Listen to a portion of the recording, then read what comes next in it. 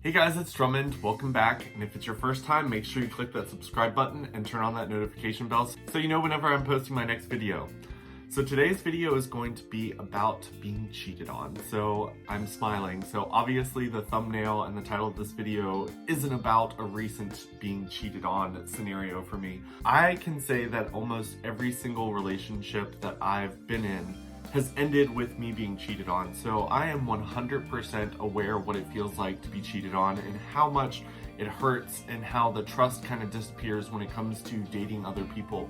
But I'm here to tell you that you have to make sure that just because your previous person cheated on you doesn't mean the next person is going to do the same thing. And yes, I just said that every single relationship I've been in almost has ended with someone cheating on me. But that doesn't mean that I go into my next relationship with someone believing that that's going to be the same fate of that relationship. I feel like too often people bring in the baggage from their previous relationship and expect the new person to have to fix that problem. And that's not something that you should be doing with your new relationship, because you're bringing old baggage that this person had nothing to do with and expecting them to go above and beyond to make you more secure. And when it comes to cheating, yes, that is probably one of the biggest things that can ruin a relationship. And when it comes to a relationship, I believe there's different levels of cheating. So when it comes to some relationships, some people consider talking to other people cheating. Some people consider cheating only if you have sex with someone.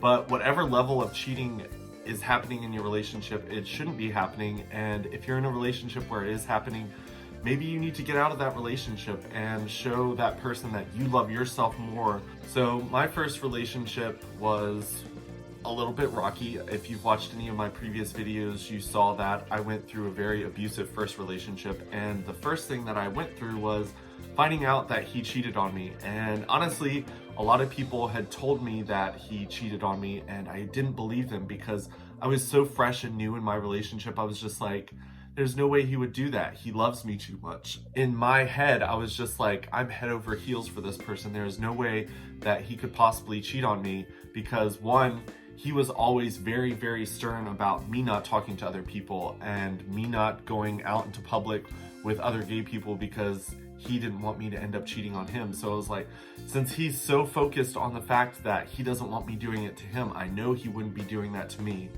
In the end, he did. He was cheating on me with a lot of different people.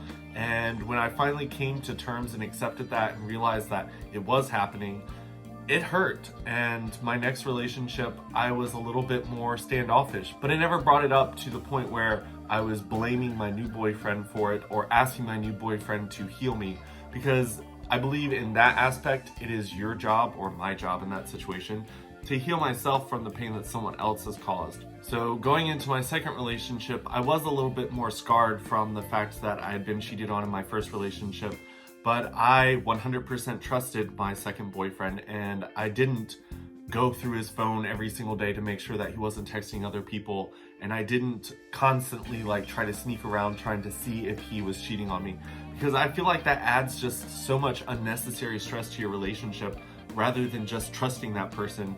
Granted, that relationship also ended with me being cheated on, and that one really hurt because he had cheated on me with someone that I considered a really close friend, which sucked because then my trust was not only ruined for a relationship with my boyfriend, it was also ruined for me with another gay friend.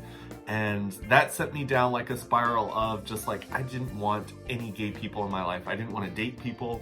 I didn't want any gay friends just because I felt like it was all kind of happening behind my back. When I was in a relationship with him, I felt like people were flirting with me on social media and in public, but I was in a position where I was just so happy with my boyfriends that I was just like, hey, can you guys respect the fact that I'm in a relationship? I appreciate the compliments, but I really do love my boyfriend and I don't want to cheat on him, and I'd prefer if you guys didn't cross that line. And I was always very defensive when it came to people flirting with me. I thanked them for the compliments, but I was just like, I'm in a relationship and this can't happen. But on the other side, my boyfriend was a little bit more insecure, so me telling him he was attractive wasn't enough, and it got to the point where he started validating himself through other people's compliments. And when it got to that point, Then he started going a little bit further, and then it got a little bit out of hand, and then he ended up cheating on me, which he broke up with me after several years and didn't tell me why at first. And then when he saw that I was hanging out with my friend to kind of heal from the whole situation, he pulled me to the side one day and asked if we could go to lunch, and I was like, sure.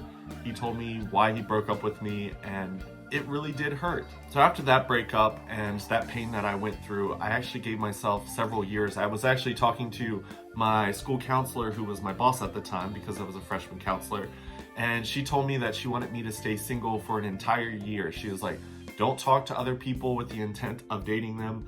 Just be single and enjoy yourself. And honestly, I think I needed that year just so that I could heal from the pain that the breakup and the cheating caused. So if you're going into a new relationship with someone, make sure that you've taken the time to heal so that you don't bring that pain into that relationship, because it's unfair and it's going to start you off, instead of at 0, it's going to start you off at a negative number when it comes to building that relationship up. And you never want to build a relationship off of you not being able to trust that person. But something else I kind of wanted to touch on in this video was the fact that when it comes to someone cheating on you, a lot of times it has nothing to do with you. It has a lot more to do with the fact that that person has some insecurities and some things that they need to talk about. I always say that when it comes to a relationship, anytime you have issues like that in your head, before you cheat, have a conversation with the person and say, hey, I'm feeling insecure. But I feel like in today's society, they've made it to where it seems like you can't talk about that type of stuff. And I feel like if in a relationship you were able to communicate all your deeper feelings, I feel like people would be able to help each other heal before stuff like that starts happening in the relationship, because communication is the biggest thing that every relationship needs. And you a lot of times see relationships start to fall apart when communication starts to disappear. And I've had lots of people messaging me about problems that they're having in a relationship, and they're talking to me about it instead of talking to their significant other, because something happened in the past that they think that if they do talk about it, that the significant other will react this way. And I'm like, you have to stop believing that just because at the beginning of your relationship you said something like this and your significant other reacted this way. You have to realize that maybe a year or 2 years down the road, things have changed a little bit, and maybe if you bring a certain situation up that was similar to the one over here, because of the year that you've spent with each other, it's going to be a different reaction from them. So don't not communicate in your relationship just because you're afraid of some type of reaction, because communication is key. You've got to be able to have it. If you're in a relationship where you aren't able to freely communicate with somebody, then you're probably not in a good relationship, and I suggest either fixing that or getting out altogether, because it's not a great place to be. So I hope you guys enjoy this video, and make sure you go check me out on all my other social medias. I've got Instagram, Snapchat, and Twitter, and Facebook as well. If you haven't already, make sure you subscribe to me and go check me out on all those other social medias, and I will see you guys next time. Bye.